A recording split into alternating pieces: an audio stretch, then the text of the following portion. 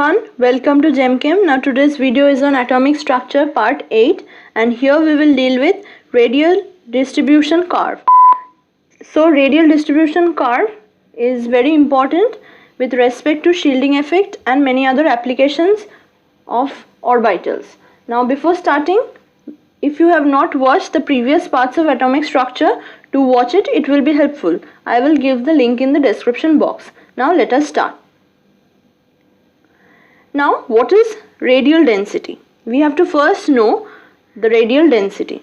Now we consider an atom to be composed of a thin annular thickness dr and considering such a shell at a distance r from the nucleus. So this is the shell and its thickness is of dr. Now what is the volume?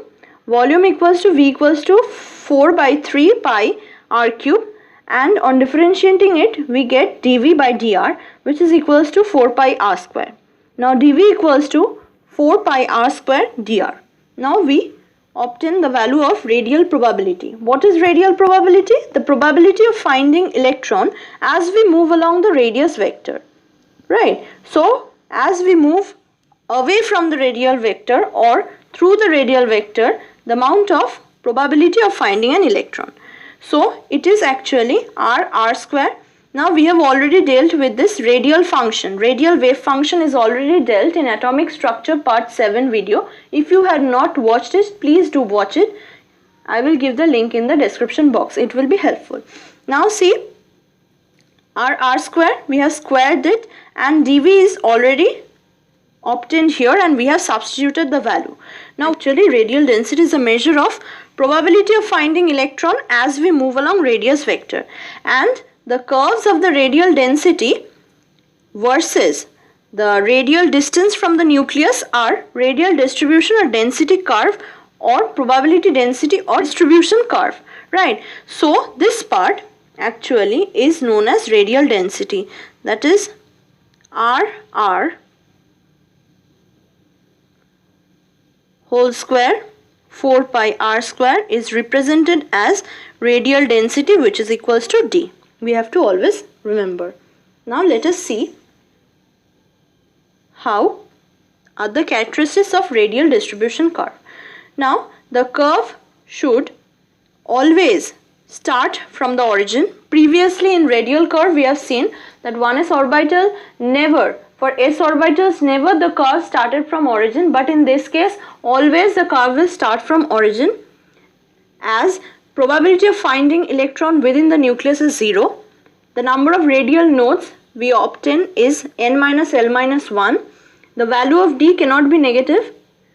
Now this d is actually the distribution, okay, d. This will be capital D actually, and hence the curve will be restricted only within first quadrant, and the curve will always terminate exponentially. This is the important point, that is the curve will always terminate exponentially and it will be a decaying one. Now we will first see the radial distribution curve for 2s orbital, or we can also see for 1s orbital. So let's begin with 1s orbital. Now what are the axes? This is d and this is r. Now as we draw for 1s, it will be same way, this.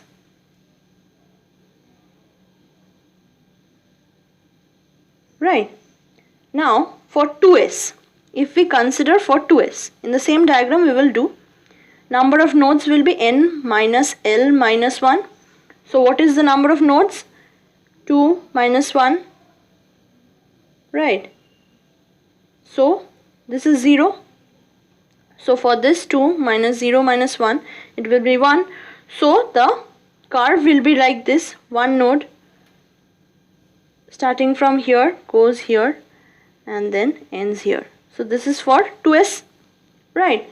Now we will go for 3s, 3p and 3d together. Now from the nature of the radial distribution curve for 1s and 2s, it is evident that at a distance close to the nucleus, the electron density in 1s is always greater, right? So we can see that the electron density for 1s is always greater than that of the 2s. and thus it is more penetrating as compared to 2s. That is, orbital electronegativity or orbital penetrativity of 1s orbital is greater than 2s. Also, probability density maxima for the 1s is greater than that of the 2s. See, the height of this one is greater than that of the 2s, and probability radius of 1s is lesser than that of the 2s. Right. Now we will see for our next one, which is 3s, 3p and 3d. So let us see. Now if we consider first 3s, first we will take out the nodes. For 3s, it is actually n minus l minus 1. So it will be 3 minus 0 minus 1, which is 2. Now we will do for 3p. Now it will be n minus l minus 1. So 3 minus 1 minus 1, which will be equal to 1. And for 3d, it will be equal to 3 minus 2 minus 1 equal to 0. Now we will draw it. First we draw the axes. So this is our axis. So this is D and this is R. In first case for 3s, there is actually 2 nodes, right? So we can draw it as like this. Starting from here, we have 2 nodes. So we draw it as this.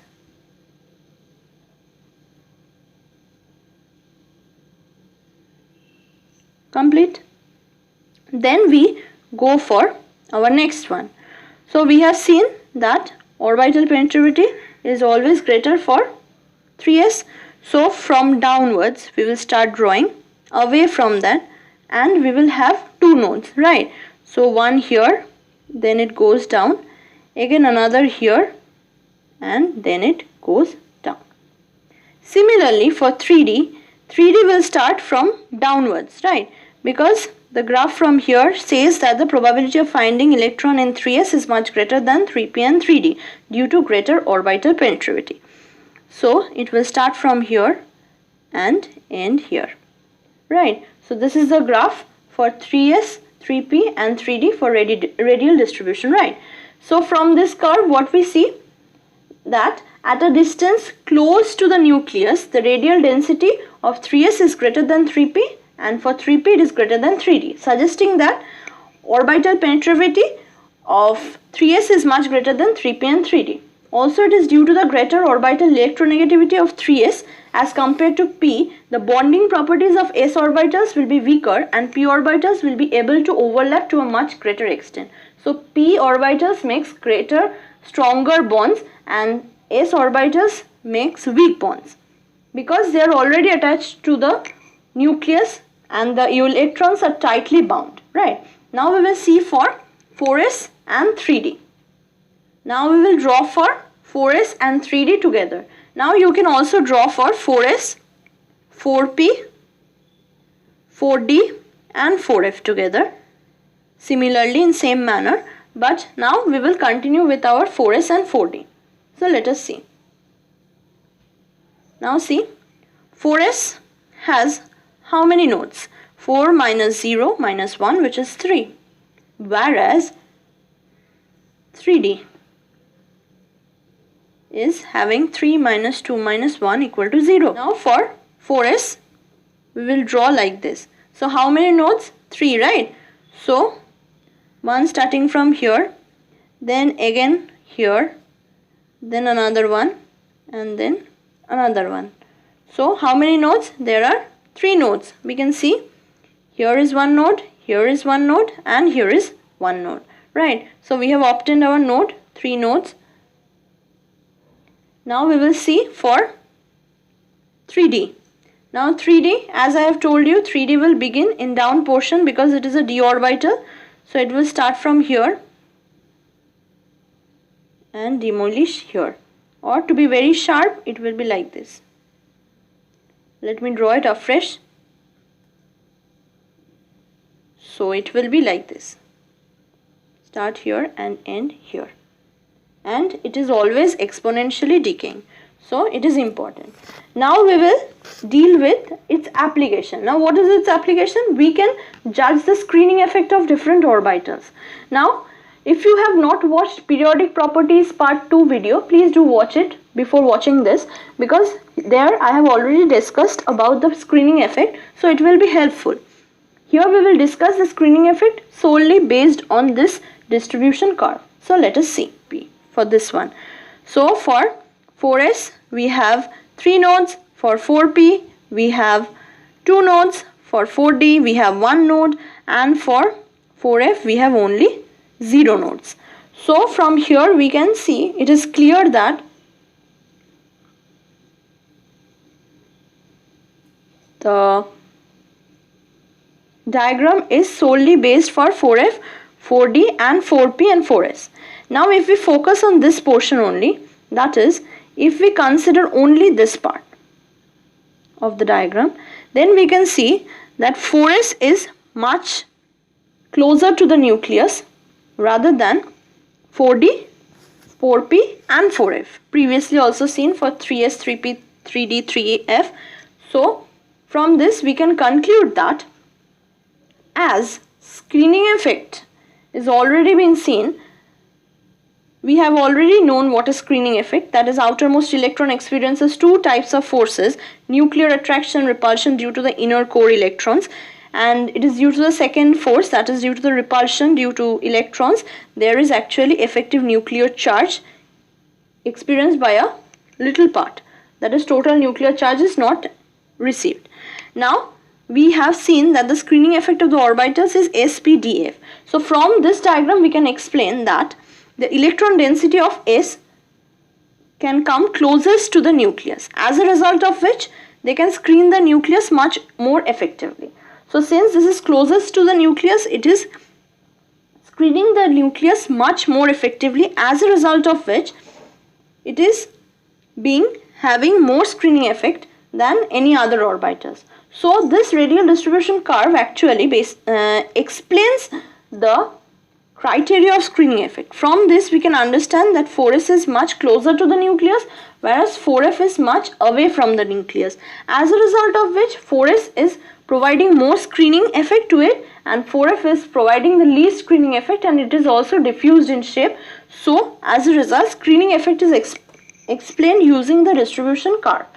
Now this is the explanation. While explaining screening effect, we can show this diagram and explain the screening effect in a better manner. Hope this was helpful. Thank you for watching. Do not forget to like, share, comment and subscribe.